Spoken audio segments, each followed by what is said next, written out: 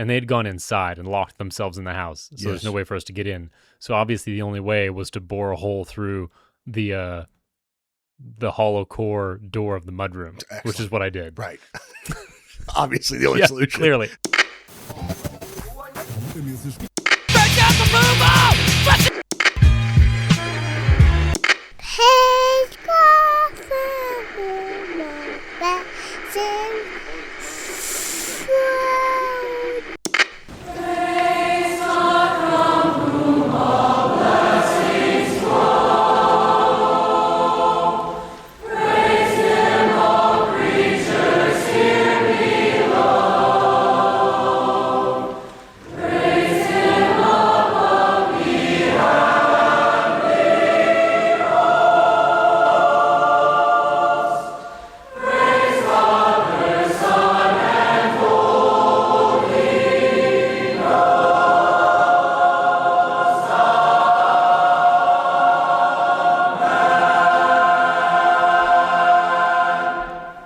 Welcome to Work Hard. Here are your hosts, Ethan and Jason. Now this is podcasting.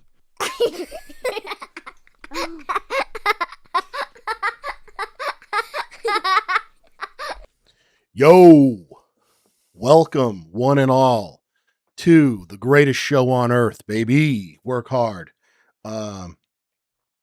Big show today. Actually, it's probably a small show today. That's probably what I would call that. I'll be honest with you. You know, we don't want to be grifters. This is probably a small show today. We're going to take a break.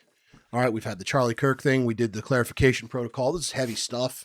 It takes a long time to talk about this stuff. Think about it. We're going to keep it light. We're going to keep it fancy free today. We're going to keep it elevated and silly. We're going to have a silly goose time, as what's his face, the comedian says. My boys have that tattooed on their body. Super gay, but that's the way that is. Dude, welcome. It's time to have a little fun. Kick back, relax. You're on your drive home. Take your hands off the wheel. Close your eyes. Go fast as possible in your car. That reminds me of... hold on. My name is Ethan. With me is my co-host, Jason. Hello. Hey, what does it remind you of? Oh, Dilbert. Yes. You remember the minor character, Catbert? He's like an evil character. There's Dogbert, Catbert, and Ratbert. Maybe. Which are like minor characters. Yeah, kind of. No, I'm sorry. I think it's Dogbert was the one who had like a radio show at some point. Yeah. Called the Bad Advice Show or something like that. Okay. And so one of the callers called in and was asking advice, and he would just give terrible advice, like the worst possible thing you could do in a situation. That was the whole show. Yeah. And he's like, and don't forget, the tip of the day is that black paint makes a great stain remover. Yeah. A lot like that. That's my advice, is use black paint to remove stains. Yeah. Yes, guys, we're coming in light. Like I said, we're not coming in heavy today. So forgive us. All the same, our disclaimer for this show is that we aim to talk to 18 to 30-year-old men. So if you're a woman or not in that age category or sensitive, this is not the show for you. Yes. We advise you not to listen or watch. Yeah. All right, there we go. Ethan loves these. Yeah. It's going to be my new favorite part. But this means I'm going to be doing less of that through the show. So there that's you go. True. Get it out of the way. Yeah, get out of the way. Be cheerful. Give the folks a smile, Ethan. Yeah. I'm happy. I'm He's good. A happy boy. I'm light, dude. Bro, I've been listening to, so I think we're just going to, sorry, I'm a little disjointed. What's going on? Well, today, I think we're just going to talk about movies and stuff that we like. But I'm disjointed. I'm continuing this thread forever. There's never going to be an episode where I come on and I'm like, I'm doing great. Everything is great. I'm in good health and I'm not tired. Yeah. I'm well organized. Yeah. I'm not rubbing my face going, oh my gosh, I just want to sit down. Well, there'll never be an episode where I'm not like scratching some part of my face. That's true. Through like an overly sensitive skin problem I have. Yeah, you got to get some lotion or something, bro.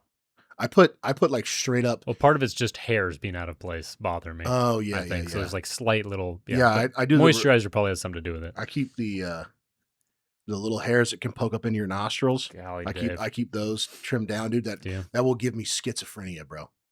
To have the little That's hairs why like I'm doink schizophrenic, and turn though. up and just like hit Tickle you in the yeah, nose. Ah, Yeah. ooh, not happening for me, bro. That's what I'm doing half the time here. Yeah. Fighting that. So my wife came down with an illness this weekend, bro. She Bad woke one. up. She woke up in the middle of the night with 105-degree fever, which is crazy. Yeah.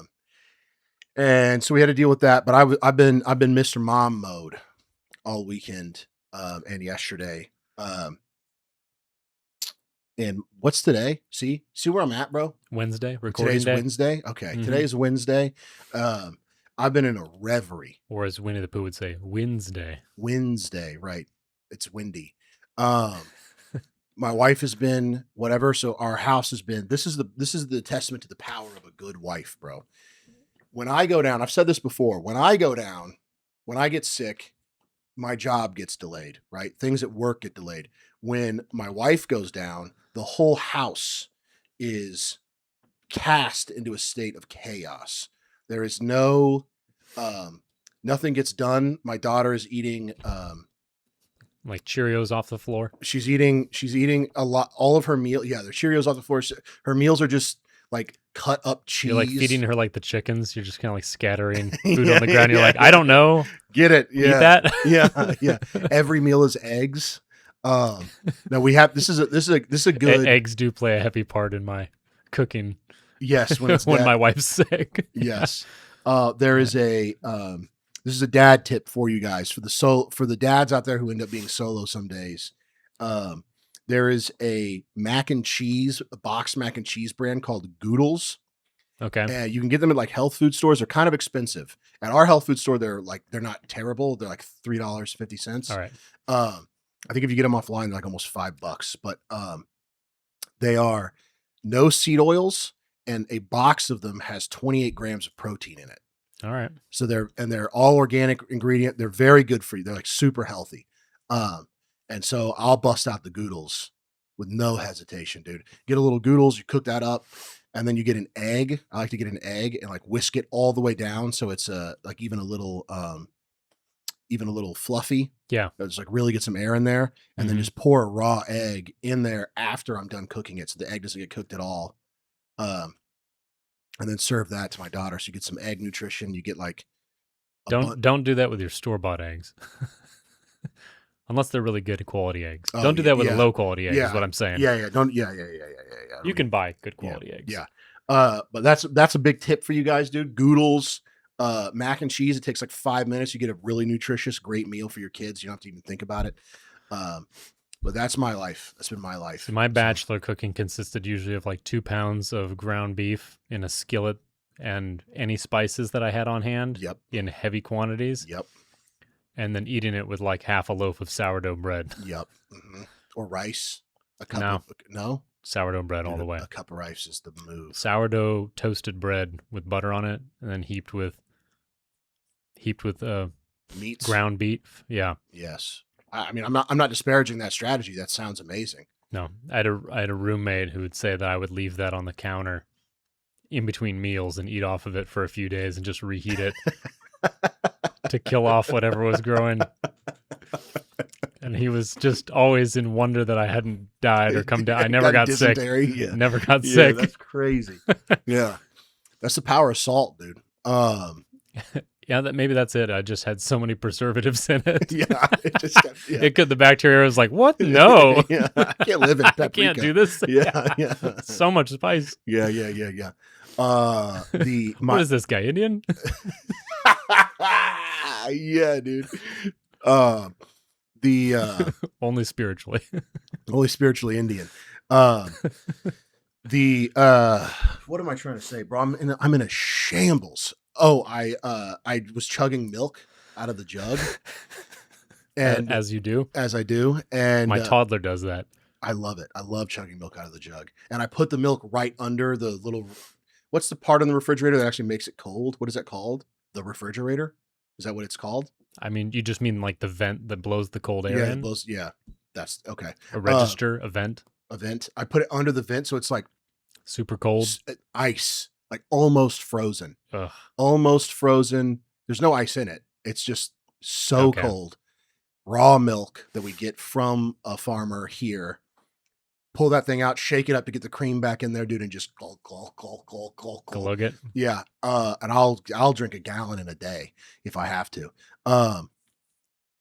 And my daughter saw me doing that. She's seen me do it her entire life, but I guess finally it just registered that that's what I was doing. And she goes, "I want to drink a milk." And I said, "Okay." And I got a cup. She said, "No, I want to drink it like you." And I said, "All right." And I handed it to her, and she grabbed it and went gulp, gulp, gulp, gulp, and drank a bunch and put it down and went, "Oh, I'm a big girl." It was a really funny, dude. Really good. My daughter hits me with like a million of those. My daughter is funny. Really, really funny. She did. I can't remember exactly. Oh, dude, she hit her first cross-eyed look at me. Okay. She hit me with she was saying something and I went, "Oh, what'd you say?" And she looked normal. And I said, "What'd you say?" And she looked at me and went, "I said," crossed her eyes, "I said you're dumb." And like, it was really good, dude. She's so funny, bro. She's so funny. And she had a great time playing. Dude, she loves your daughters. Yeah. Loves them. We got home and I was like, "What was your favorite part of playing with the Goodmans?" And she was like, and got just full big chested. And then we went and they poured flowers on my head. And I was like, "Oh, fantastic." It's a good time. Yeah. That was great. Yeah. So it's been nice hanging out with my girl. I had to explain a very basic joke, but it really tickled my daughters when I did. Yeah. I was putting them to bed last night, and the second eldest, who's 7, often like has an ache in her left leg or something that she wants massaged Yeah. at bedtime. Yeah. It always hurts at bedtime. Uh-huh. So she goes, "I bet you know which leg it is, or I bet you can guess which leg it is." And I was like, "This one?" I start rubbing. She goes, "Right." And and it's the left leg. Yeah. I said, "No, left." And she was like, she was confused by it. She usually picks up on jokes really well, Yeah. but I explained it to her, and she was tired and giggly enough to. She was like, like, she thought it was hilarious. And then my eldest daughter on the top bunk is like, "What? What was the joke?" Yeah. And so I explained it again. She's like, "Ah." Dude, kids are awesome, They're bro. so funny. I saw a tweet the other day. Have some children. Yes, they're so much fun. They're endless fun. My daughter is my best friend. I saw a tweet the other day that said, "Children, there are no better experts on earth on hydration than a toddler about to go to sleep." There's no better experts True. on hydration. I think they don't drink water all day just so they can drink water at night. Yeah, just so you can go, "I need to drink water." Yeah, I need to drink water. Yeah. Enough that I'm definitely going to wet the bed. Yeah. I'm gonna get up. We still put my daughter in overnight diapers, and dude, she'll get up packing. She'll wake up in the morning and just come in with luggage, Yeah. basically just dragging that thing behind her. Dude. They're so heavy. Yeah, bro. She'll be rubbing her eyes. She rubs her eyes with her wrists, Oh, cute. so she doesn't rub her eyes with her hands. She goes Yeah, it's like like- this, and she'll go. "I went pee all over last night. I need to change my diaper." And then I said, "Okay." This morning I was like, "All right." So I just went in, changed her diaper, gave her some underwear, and she goes, "Yeah, after I change my diaper, I'll probably be hungry." And I said, "Oh, okay. You want to get some breakfast?" She said, Yeah, I'll probably want to get some breakfast. I'll want to be doing that. Yeah, I don't want to be doing that. I'll maybe want to be doing that." And that's like her thing. Instead of being like, "Can I do that?" Like when she wants to do something, she'll say, "I'll maybe want that. Well, maybe In a- want that. in a That's her minute. way of like sliding that Yeah, across the so- table. yeah, Here's my yeah. offer. I'll maybe want some Don Juans this weekend." And you go, Yeah. "Oh, really? Maybe. You maybe, huh? Yeah, maybe. Well, Daddy might want some too. Yeah, I might also want some Don Juans." Yeah. Yeah, dude. And we'll go to Don Juan's. She'll be eating I'll order her food. I'll get my food. And then she won't touch her food and eat my food. Oh, okay. Which is that's just classic girl stuff. Yeah. Very- All the way. Yeah, dude. I can't tell you how many times I've been snacking. I've been in the house snacking, and my wife's head just appears from around the corner. Give her a side glance. What's up? Nothing. What are you eating? You go, Something nothing. for me. Yeah, so for me, what's up? You've been in here all day. Why are you coming in here to This was eat? widely available. Yeah. Now you want it? Yeah. Hit me with that. That's not been our problem going out to eat ever. My wife doesn't eat what I have because we always both want to try multiple things on the menu typically. Yeah. And so usually we'll just co-order 2 meals and then just split. halvesies. Halfway through, we'll switch plates. That is optimal. That is the optimal date So, I mean, night. that's our Yeah. date night strategy. Yeah, that is the optimal way to go. That's Yeah. how adults do it. Because, I mean, by that time, you're not really tasting the food anyway.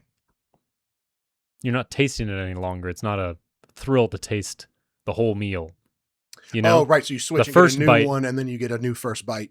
Yes. Yes. Okay. You get a Now I'm- second now I'm first picking- bite. Yeah. Now I'm There was picking a, what's going down. speaking of kids, this is a fictional kid, the Ramona and Beatrice books. I don't know if you ever read those. No. Oh, Henry Huggins, maybe is the series. I can't remember. I think they were side characters, maybe got their own books. Doesn't matter. But Ramona is the younger sister of Beatrice. And Beatrice came in and found her younger sister with like a whole bunch of apples out on the counter, all with like one bite out of them. Excellent. And she's like, "What are you doing?" And Ramona's like, "Well, the first bite always tastes the best." And then the author's like, Beatrice couldn't argue with that.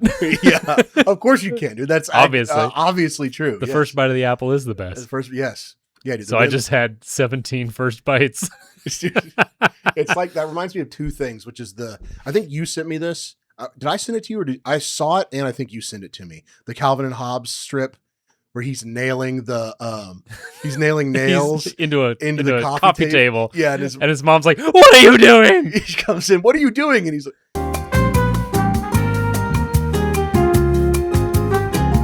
"Are we back? Hello." All right. Sorry about that, guys. Lightning strike, brief power outage. Yeah, we're back though, baby. Yeah.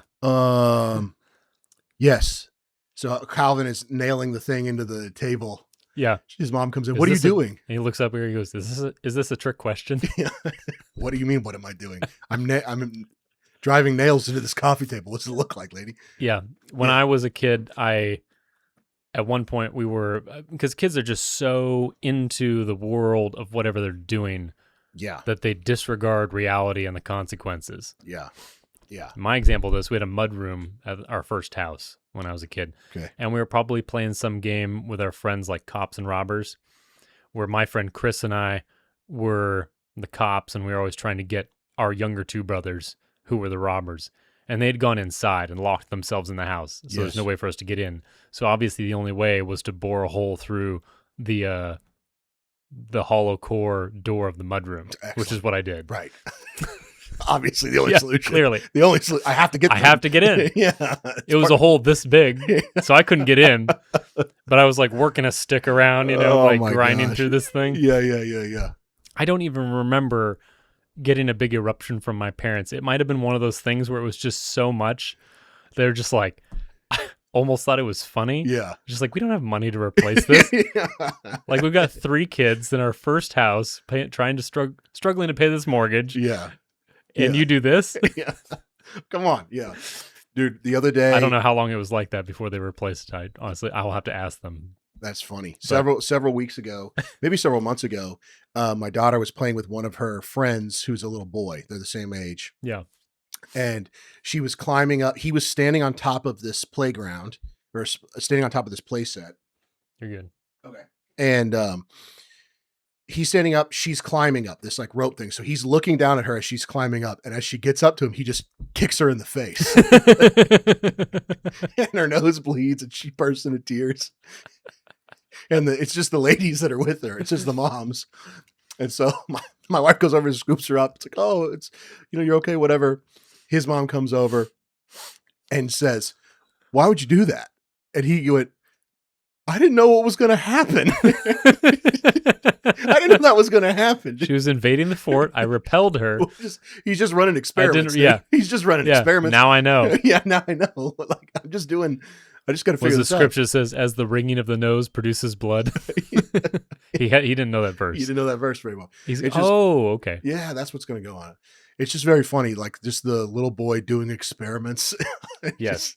I remember getting in a lot of trouble. We had a little play set with a swing on it and like a little 2-story, you can climb up a small ladder and get to a little platform, Yeah. enclosed platform.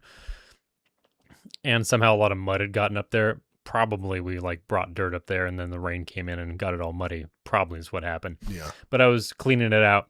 And like the neighbor kids and my siblings were running around in circles outside of the playhouse. And I remember getting a shovel full of mud and looking out and being like, there's nobody there. And I threw it out. And at that moment, the little neighbor girl ran under and smacked straight on top of the head. So my memory to this day is of me getting in like a timeout and in a lot of trouble and my mom giving the neighbor girl a bath to clean her up. Oh, jeez. And like, it was my fault. And I was just like, but I looked. There was nobody there. Yeah. I did everything I could to. My mom's probably just like, you didn't have to be doing that at all right then. People were running around. You shouldn't throw mud out there. But to me, I was like, I checked in at the instant, Yeah. At the moment I threw it, there wasn't anybody under the ladder. And then she ran under. I did what I was supposed to. Yeah. It's still raining. Yeah. It's still raining. It's not fair. It's not fair. Yeah. That's good, dude. That reminds me of the Chesterton quote. Just all this kid talk reminds me of the Chesterton quote. That God has the same level of joy doing things that children do. Mm-hmm. And so like when you throw a kid up in the air, they just go again, and you just keep throwing them and it doesn't matter. They'll never get tired of it. And the Lord takes that level of happiness and enjoyment making every daffodil. Mm. Every time he makes a new one of the billions that he's made, he's just as excited to have that first bite and like to make that new daffodil as he was the previous one. And that is like, that is part of the reason why children are so wonderful, is that they have this unfettered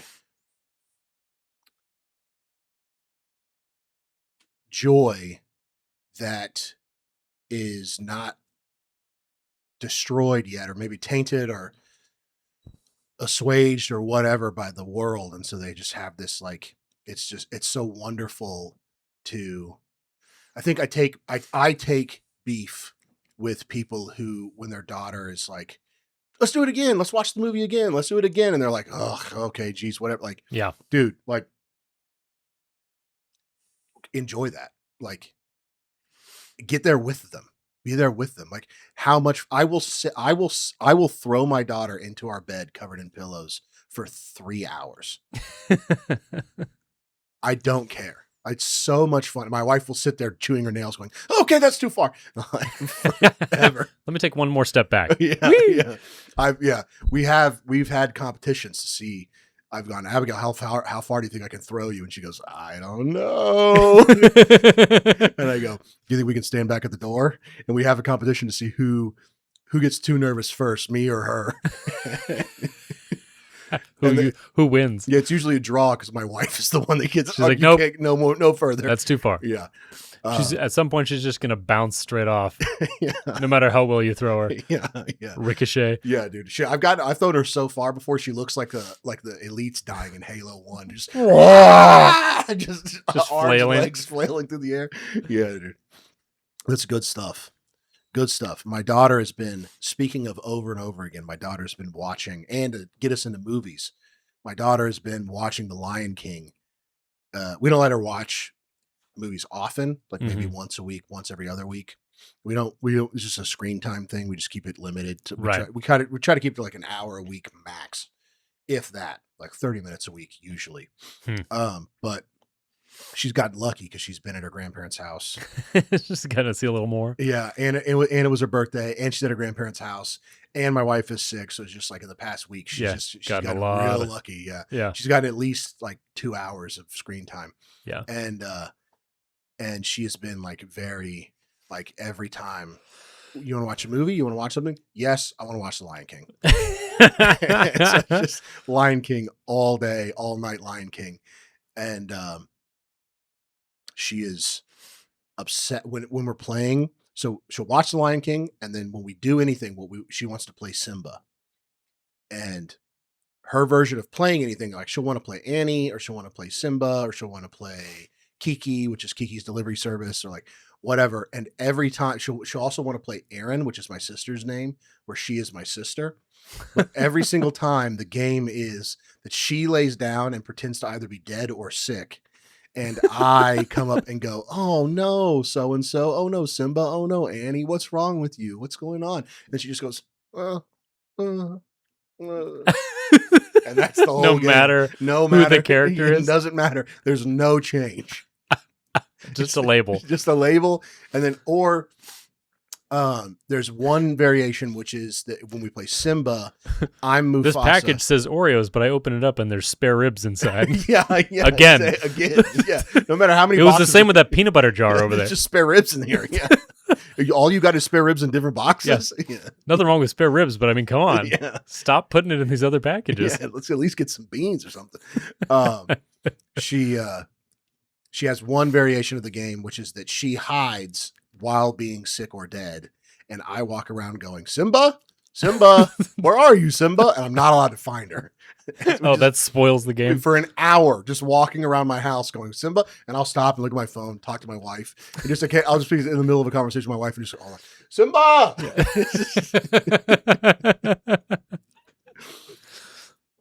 But she, Lion King is, dude. There's the end of the Lion King. Oh well, first of all, she hit me the other day. We were just doing something, whatever.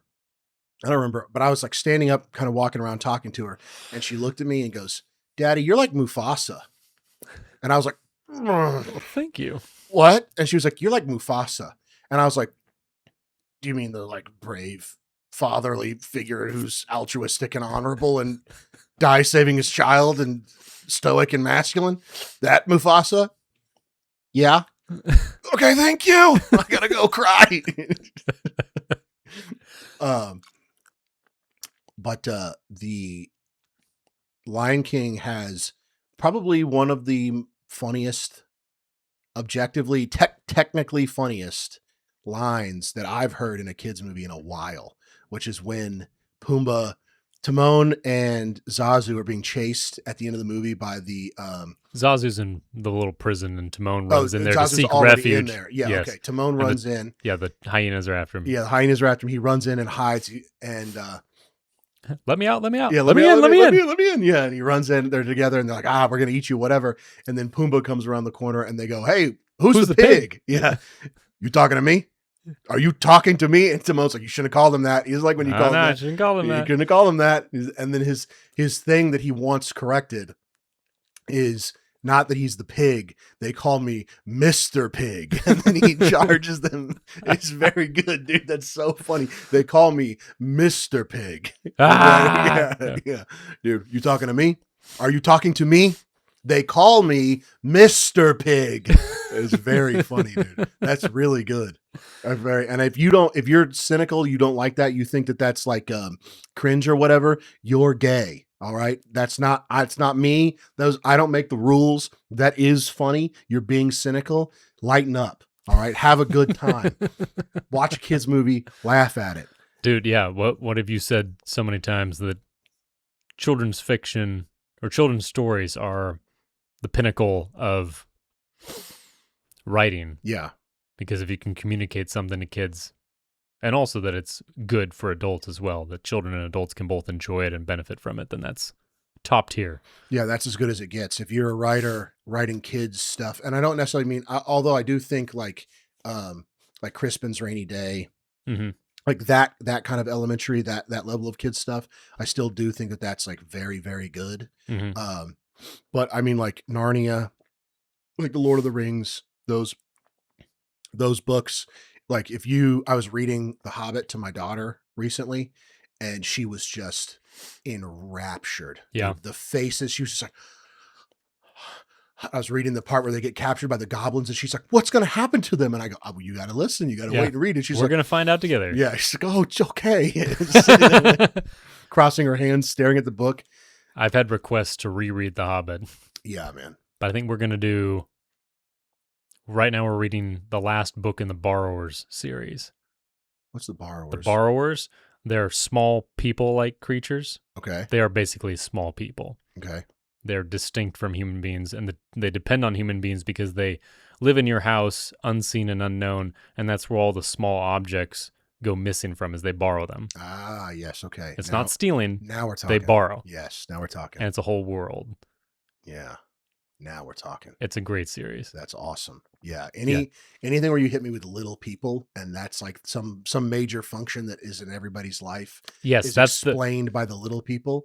It's explained. Yeah, where do all people keep on making paper clips? We keep on making needles and pins, and like you've bought hundreds of them, and you only have one. Yeah. Yeah. Where'd the other sock go? Where'd the other sock go? Yeah. All of that. Yeah. Where'd this last little bit of food went? Why is there nibbles out of this? Yeah. Like, well, they're borrowing. And that's how they survive. Yeah, dude. And there's also, you can take so much of my writing personally, like at least ideation wise, not on the backside of like actually like writing it.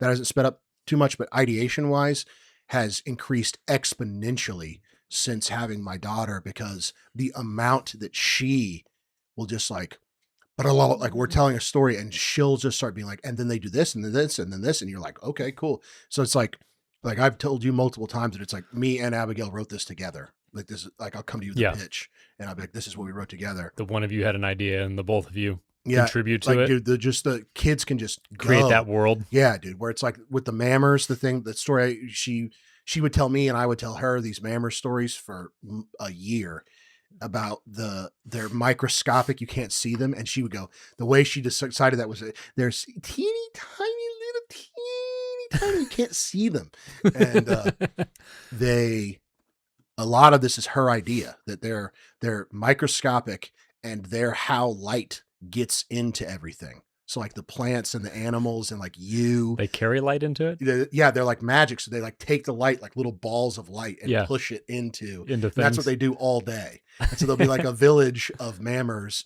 Well, first of all, my daughter's very specific. They're not villages; they're villages. Oh, okay. So they have villages, and they're like built into the barks of trees. So like all the villages, all the houses and everything are in the bark of trees.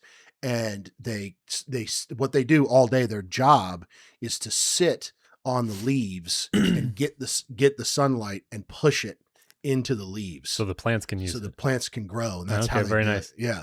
And the way that they like survive is that all the insects are so excited because they get all the plants and stuff. The bees love them so much that the bees bring them honey, so that they don't have to worry about food. They can just all day, all night worry about tending to these plants that the bees then use for their own sustenance. So the bees bring them honey and they eat. That's what they drink the honey. They eat the honey. They eat honey bread and honey this and honey that. It's all honey stuff. Stews. That's what she loves. Like honey stews. She likes soups. So Okay. if you talk about a story, somebody's cooking something, she wants it to be soup. Wants it to be a soup. It's like a motif she latches onto. It's like, be like Miyazaki with eggs. yes, exactly. Yeah. Or like, just like mystery meat that he puts in there, cutting some sort of bacon or whatever. Yeah. She's the same way. She wants it to be a soup or like a stew. And which is funny because she won't eat soup or stew. She won't. She won't. But ideologically, in her head, that's a really good thing. It's like the perfect, sweet, loving food that you make for people is soup stew. or stew. Interesting. But then if you make her a soup comforting. or a stew, the idea is comforting to her for some reason. But if you make her a soup or a stew, she doesn't. She'll just say, "I don't like that," and won't eat it. That's really interesting. Yeah, which is, I mean, it makes a lot, because that soups are a big staple in our house because they're so easy and you can just pack them full of vegetables and meat, and so it's just like they're just so nutritious. Fantastic. Yeah, they're just soups are just any soup. Getting into soup season. Yeah. Oh man, looking forward to it. Yeah, dude, I got a big pot of chili in the house right now. Man, my wife keeps making them and every time she makes it, she immediately regrets it because I just will not stop farting all night. Sulfuric gassing her out every time. And I go, you keep making the chili. You keep making, this is my favorite thing that you make is this chili. I'm gonna house this chili. Like I'm eating 5 bowls a sitting. for sure every time. You keep making it, you know what's going to happen. Does she make it with beans? Oh yeah. Okay, Black so it's beans. not actually Southern chili then. No. It's This like is a real Chicago. chili. Yeah. It's not a You Texas hear that? chili. Texas. Yeah, it's not a Texas chili. It's not just What you're making is slop. just ground beef. yeah. That's seasoned ground beef It's with paprika, onions. ground beef, and like whatever. And like That's the flour. base of many other dishes. It's not a dish. Yeah. That's my Yankee take. That's fair. I'll take that. Texas chili is not the apex of chili. But Yeah, I just don't understand why it's distinguished as it's probably just a cowboy thing because it's easy. And what you have out But I mean, here, beans is also easy too. what you have out here is that's the like,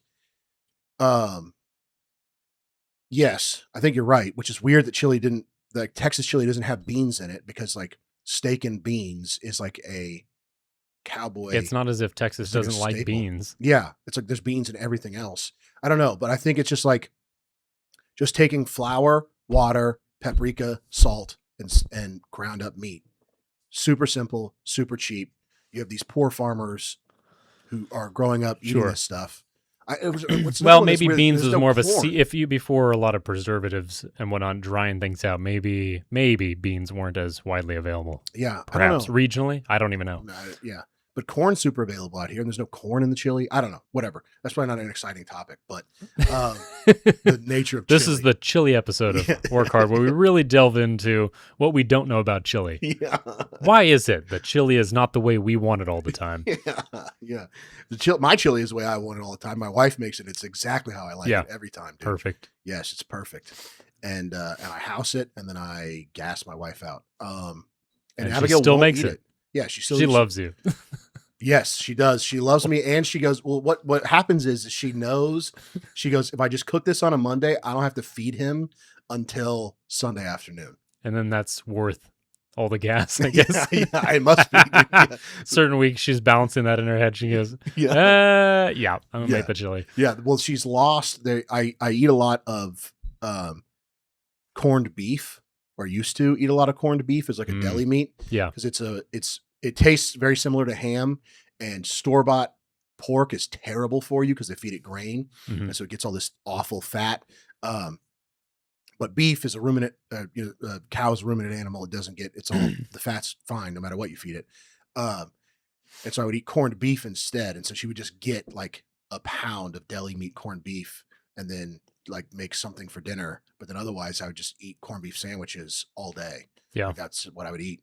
But now nobody out here sells it anymore. They took it out of all the grocery stores. Oh, really? Yeah. Weird. Yeah. So I've been doing, Maybe it's with the beef shortage. I don't know.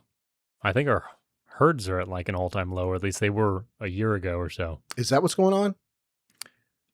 Yeah, 'Cause there steak was is mad expensive too. Yeah, no, the guy we bought our sheep from a little over a year ago, he also had cattle, Yeah. and they were like cattle prices were at like an all-time high, and not an all-time high, but the stock availability in the US was at almost an all-time low, Mm, or it was dangerously low. that's fun. So, Interesting. raise some cows, Yeah, please. or actually raise some sheep with proper fencing. Yeah, with proper fencing. Yeah, or pigs. Ask me how I know. Yeah. Yeah, so we have been out of corned beef, so I've just been on my canned fish grind. Okay. I throw them in some gimbap, dude. Some like gimbap is like a sushi roll, but it's all Okay. cooked ingredients. So you don't have to actually you don't have to brine the meat or anything. It's super easy. My wife will just cook a giant pot of sushi rice, throw it in the fridge, and then I just come in, cut up some peppers, and throw them in with the sushi rice.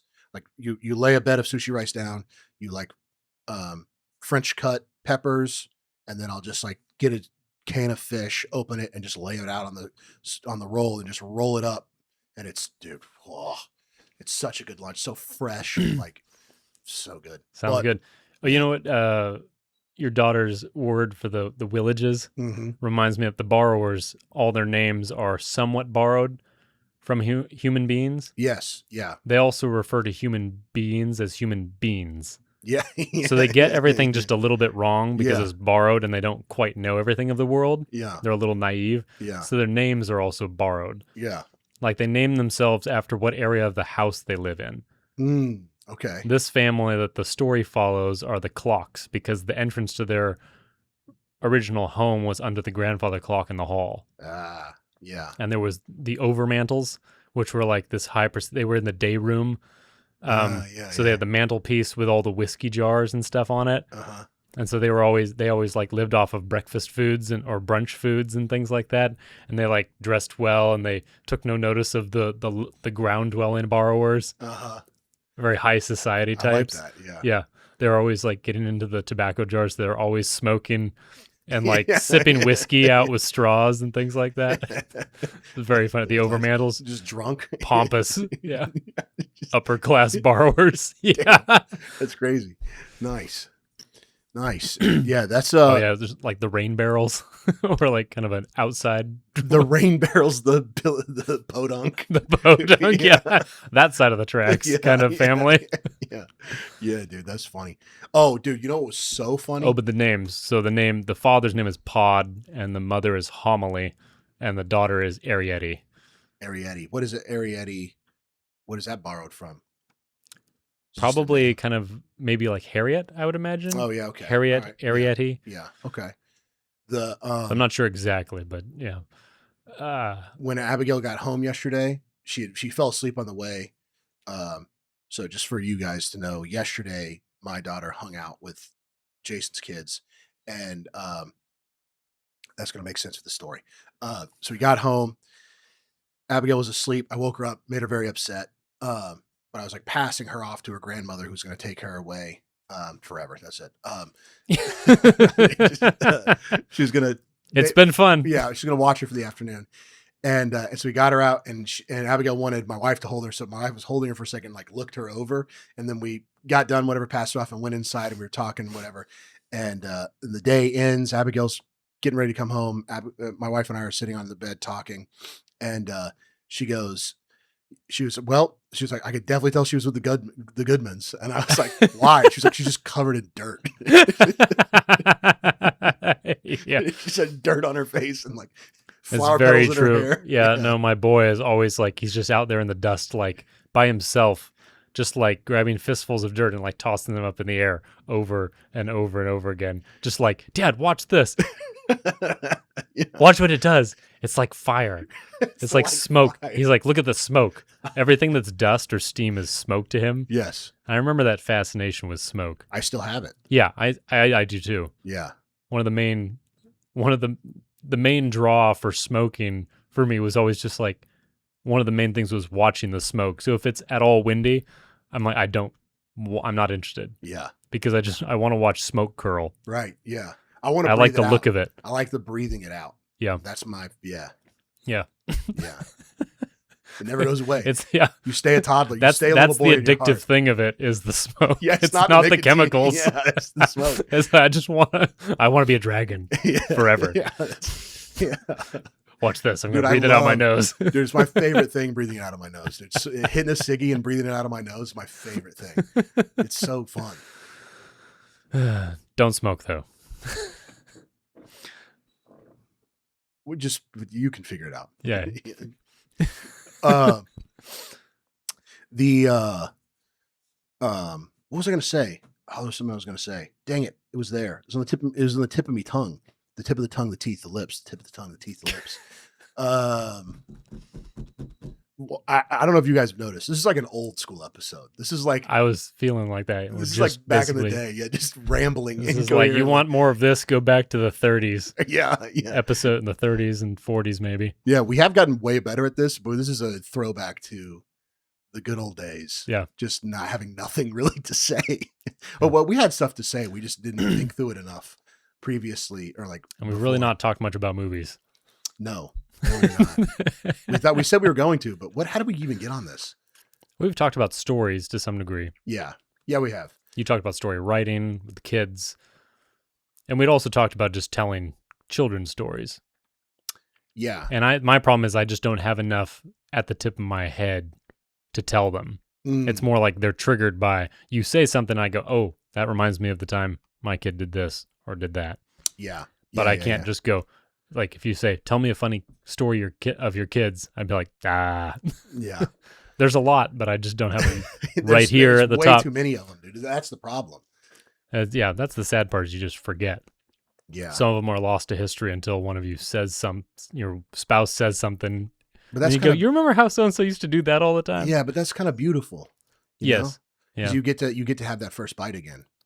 It's almost like you remember, oh yeah. And it was like, you get to almost see it happen live again. Yeah. I don't know. I think that's great. I'm a little sad about all the ones I won't ever remember. Yeah. That were great. But yeah, they were great in the moment. We don't want to live in the past either. Yeah, you got to have that moment. You got to have it. Yeah, you got to have it, and your kids are doing. And that's the thing is that my wife used to get really sad over the kids getting older because then they wouldn't be that age that she really enjoyed, or that particular part of their personality would change, or they'd grow out of it a bit. Yeah. Which is sad in a way, but it's also so exciting to see what comes next. Yeah. They're more able. My eldest two and the third one to some degree, they've taken up, they're able to engage in like strategic board games and card games more than they used to. Yeah. And I used to lament or look forward to the day when we could play like cool board games together. Yeah. But they just weren't able to, you had to make do with, Uno or something. Yeah. Or just playing War, which is the worst card game. I don't think I've ever played War before. I think it's just where you each draw a card off of the deck, and whichever one's higher, you win that hand. Yeah, and you boring. Yeah. Yeah. And then whoever runs out of cards first. So it's a freakishly long game. Yeah. Oh my goodness, dude. We I'm trying to think about where to even take this at this point. Oh well, we can just edit out dead air if we can't think of anything for a second. Yeah. Forget about that. It's not live.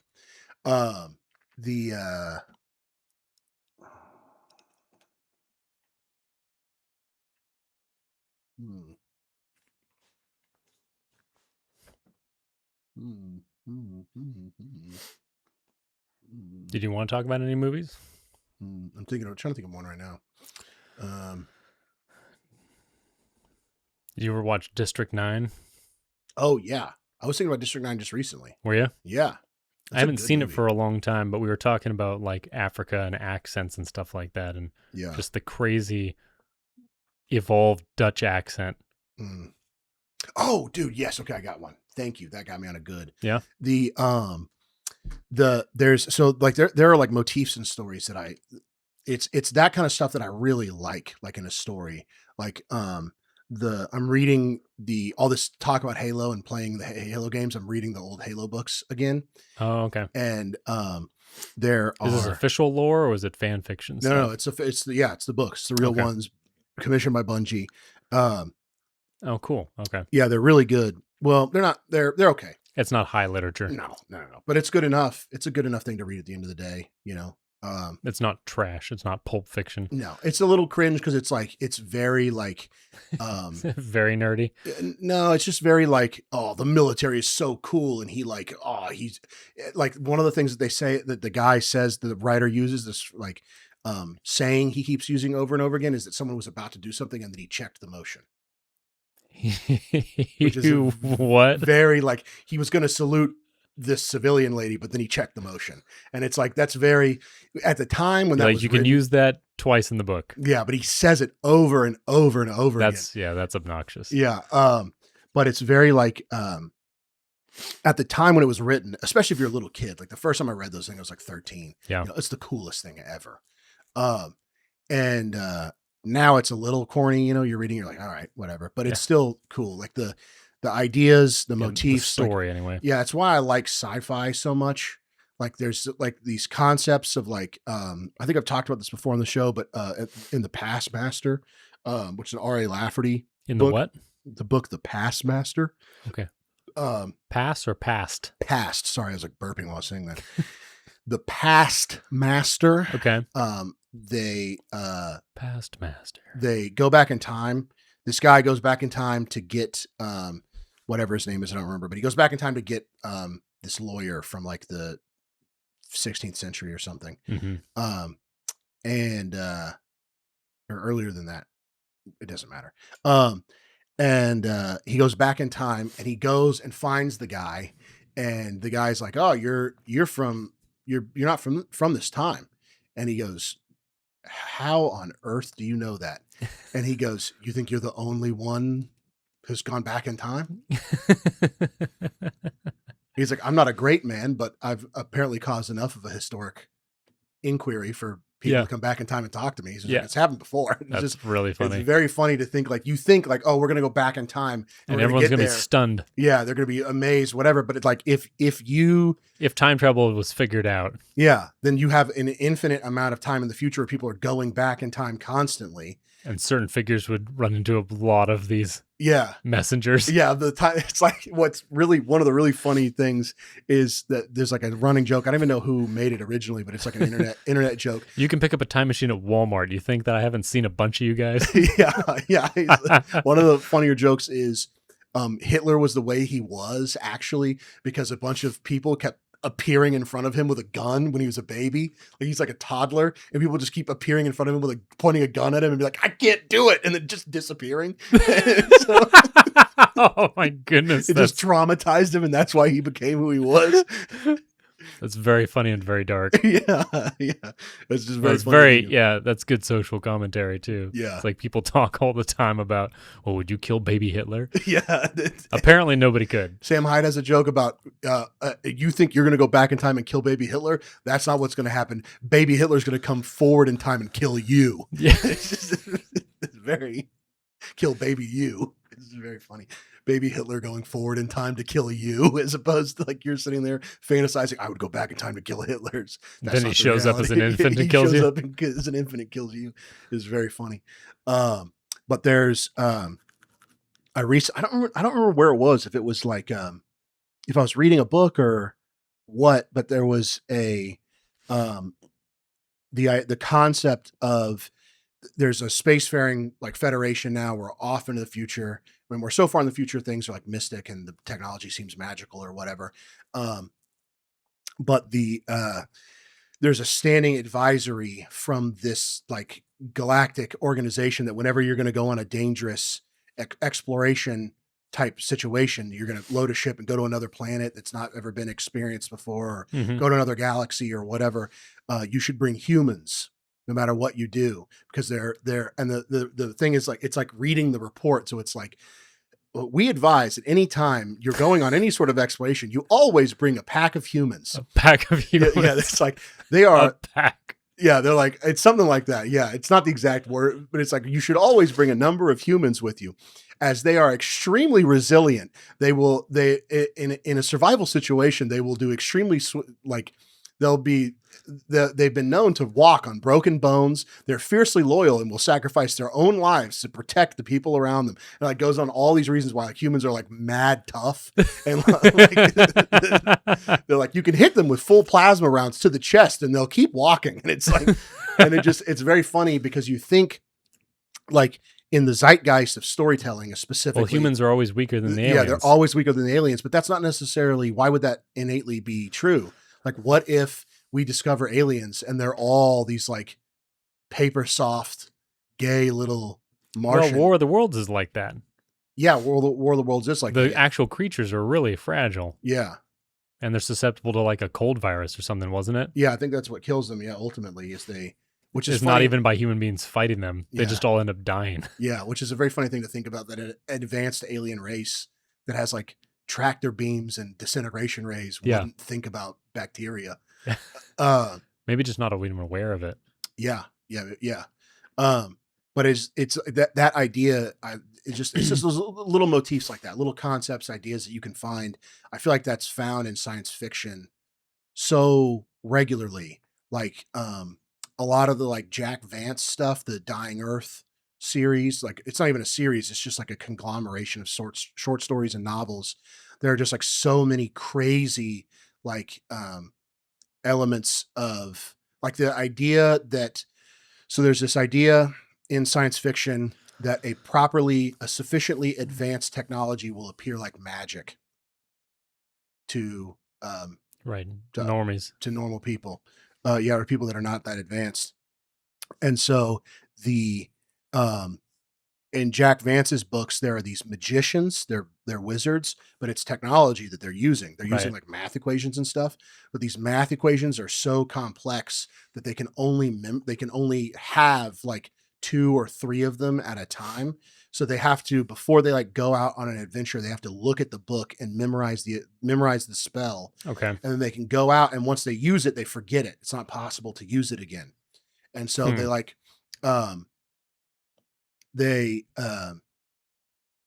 there's like I can't remember the name of this one short story, the very first one that I ever read, but it's so crazy, and it's like so far in the future that the sun is dying, and so it's like billions of years in the future, and there's no more mountains on the earth because the wind has eroded them all, so the whole earth is just flat.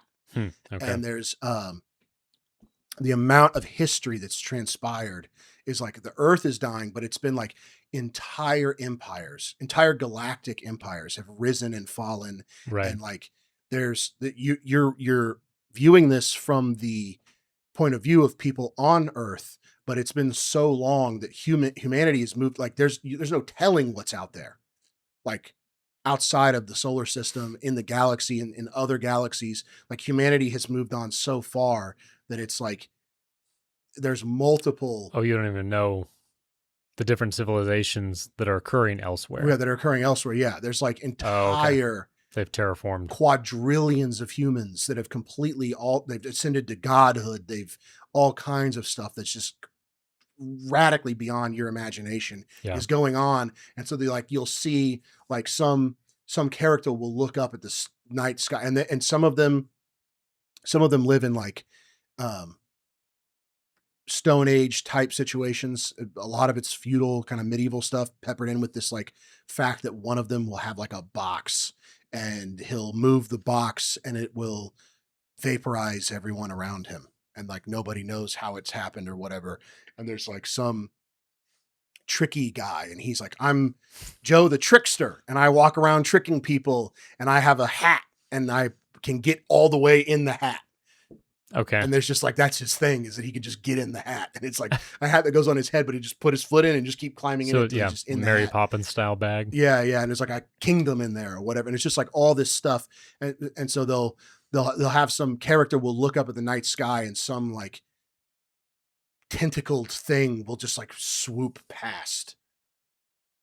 And he'll just be like, that was weird. And then the story continues going. And this is like Unexplained. Yeah. Unexplained, or like, space squid. Yeah, some space squid. And so there's like wizards doing all this stuff, and there's demons because they've at some time humanity. Somebody dug the Balrog out. Yeah, well, they figured out interdimensional travel, and so now there's like extra dimensional things, and the only way these people can quantify the creatures that they're looking at is by like recognizing that they're evil. So they're like demons. That's how they're described, and that's what they're called. It's called daemons. And there's like one where they go down this like guy. I don't remember exactly why they do this, but he like ends up with this girl, and they go down into this library, and there's a demon in the wall, like fused to the wall. Okay. And it's just like a mouth, and they have to do all kinds of stuff to like feed it or whatever. I can't remember the exact premise, but it's just like the extent how crazy these science fiction, the really good stuff can get, is not achievable in fantasy to my knowledge. Because it's like in fantasy, all that kind of stuff has to be explained by magic, which is just this, it's just like a catch-all. It's just right. Well, magic. this is Andy Wilson has talked about the difference between fantasy and sci-fi, and he categorizes sci-fi as a subset of fantasy for people who want explanations of things. I would say that's pretty good. Yeah. I if I'm recalling correctly, I think that was his base assumption. Is it just people who want things to be explainable? Yeah. I think that's pretty good. Yeah. And there's so much, I've talked about this book over and over and over again, but it's so they're so good. The Book of the New Sun by David Wolfe. The main character has a didactic memory. So he's got it's perfect. He has perfect recall. He can remember every single thing that ever happened to him that he ever saw in extreme, immediate, perfect detail. Okay. And then there's this animal that when it eats someone, it gains their memories and the ability to replicate their voice for a short time. And so it'll like, you'll be hunting or whatever. Some guy will go out hunting and it'll eat him. And then it'll go back to the village and knock on his family's door and be like, hey, let me in. I'm your father. Let me in. And they'll open it up and it'll be the creature instead of the dad, and it'll eat the whole family. Like that's how it hunts. Okay. But it can like retain memories for a short time. And so the main character gets whisked away by this rebel organization that wants to fight against the like autarch, the guy who rules the planet, kind of. And so they're there, and this woman that he fell in love with while she was captured and in prison at his old feudal place of business, like where he was employed. He was a torturer. He did this, like he tortured prisoners. That's what he did for a living. She was there for a minute and he fell in love with her. And so he, instead of torturing her, he killed her, or let her he gave her a knife so she could kill herself. And that's why he got kicked out. So he gets kicked out. He goes on this whatever. He gets whisked away by this rebel group, and the rebel group, she was a part of it. And so he's there, and they have this dinner, and he's going to get initiated into the rebel group, and they bring her body, her corpse out, and they cook it. And they all drink the blood of this creature that can memorize people, that gains access to people's memories short term. Mm-hmm. And so they all drink the blood, and then they eat her. So they all get her memories for a short time or whatever. And so he drinks the blood and then he eats her, but he has a perfect recall. So he becomes her permanently. So he's both him and he's both Severian, the main character, and Thekla, his romantic interest, forever. He has all of her memories, all of her emotions, every experience she's ever had. So he becomes her and him. And he can't, it's like very hard for him to distinguish between whether or not he's her or him at that point. Gotcha. It's like his like grounding thing is that he has Severian's body.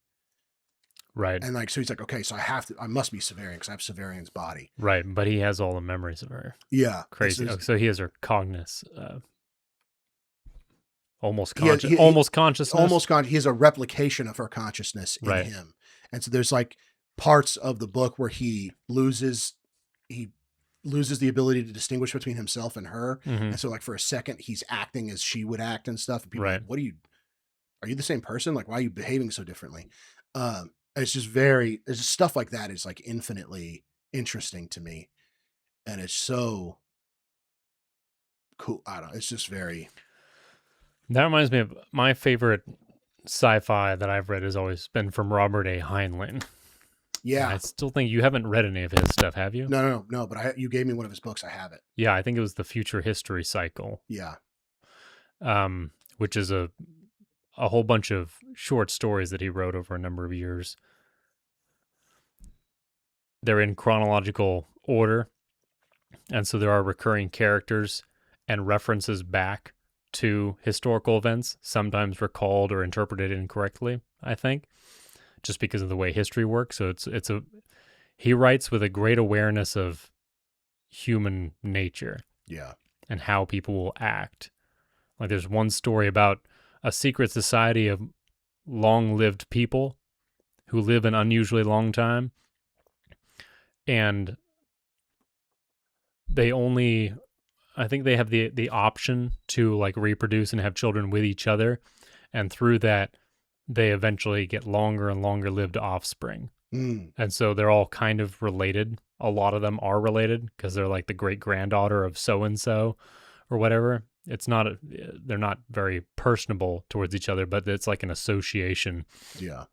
And eventually gets to the point like a couple of them are some, like this one dude who hasn't been to any of the meetings for like, a couple hundred years or something like that shows back up and under a different name because they have to switch names to be able to fit into society. Right. Because they can't just sit around not aging. And so at some point they're like, are we actually eternal, or will we ever die except by being killed? Yeah. And they decide they have to leave Earth because if someone leaks their secret, they'll be hunted down and killed by the masses because they have an unfair advantage. They can plan for 200 years in the future. Right.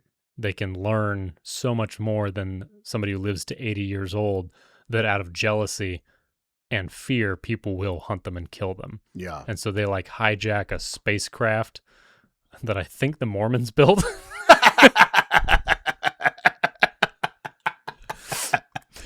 It's like awesome. It's some sort of like That's awesome. It's some sort of missionary ship. It might not be Mormons, but for some reason that sticks in my head. Yeah. But they hijack that and like take it interstellar just out as far as they can, right? And find a planet that's suitable. Yeah. And live there for some time. And I think eventually some of them go back, and like tons of history has happened since they were there because of, the way the space travel works, and this ship can travel incredible distances. So other crazy stuff happens, but just those kinds of wild ideas. So he just took the idea of like, well, what would happen if really long-lived genetics, produced children together, obviously outside the bounds of biblical, the way God made man. We're not eternal beings. Our physical bodies are not eternal as of right now. But so we're outside of that in the scientific sci-fi mind. What if you took this to the extreme kind of thing? Yeah. Yeah. Very fascinating. Yeah. That's they're wildly different, all these stories. Yeah. And it shows America being remade over and over again in different iterations, because it takes place mostly in America.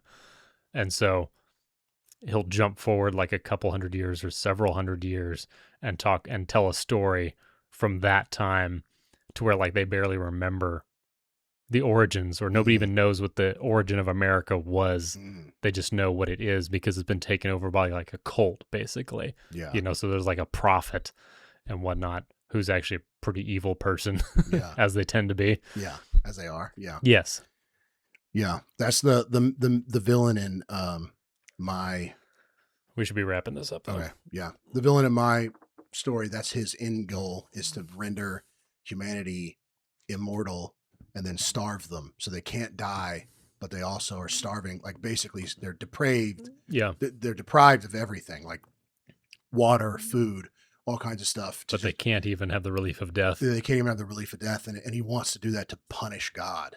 That's his like thing. So that when God returns, what he'll find is this disgusting husk of his creation. Yeah. So that idea that like immortality and its implications, those are very fascinating to me. Yeah. All right, guys, that was a little bit of a disjointed episode. We appreciate that if you've listened to the whole thing, we appreciate it. Next week will be normal. We'll be back on track. Maybe. Yeah, maybe we still won't be no promises. Yeah. Maybe we might be feeling fast and loose even then. But guys, we love you. We are praying for you. What should we say? Just a normal outro, I guess, for today. A little bit of a weird episode, but we can give a normal outro. Please. Shout out to the old days of Work Hard, when it was a bit more rambly. Yeah.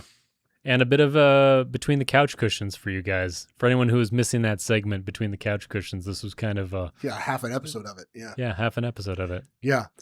All right, guys. Along with some kids' stories. Yes. Yeah. We love you. We are praying for you. Please go find a church, find a young lady, marry her, and I have some babies. Yes, raise those kids in the church, catechize them, raise good Christians. We are out, guys. See you next week. Bye-bye.